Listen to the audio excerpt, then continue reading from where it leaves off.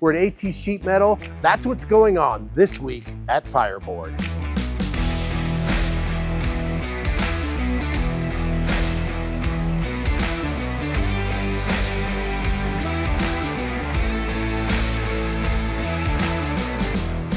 This week at FireBoard, we're at AT Sheet Metal, talking about the parts they're making for our drive blower G3. Let's take a look inside.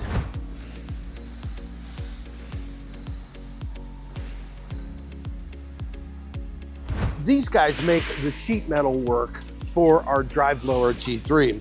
So these parts right here and this part are all done here. They first get cut out on this laser right here behind me. Obviously a flat piece of sheet metal, but then a laser just traces the outline and cuts those parts to form. And then they go over to what's called a brake to actually form that metal into the parts that you see right here. So this machine right here is called a brake, B-R-A-K-E. It's about what they do, and it actually has a historical context on why they call it a brake.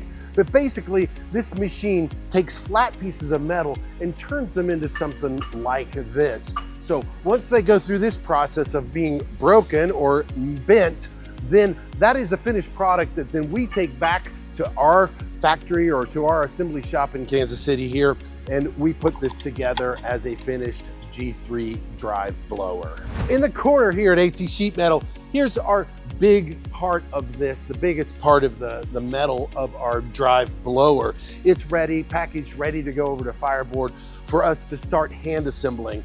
Over here is the box of these little clip pieces like this that go inside that hold the drive blower onto your smoker or your kettle or whatever you're doing. So that's it. American-made, Kansas City-made products, crafted with pride here in Kansas City. We're at AT Sheet Metal. That's what's going on this week at FireBoard.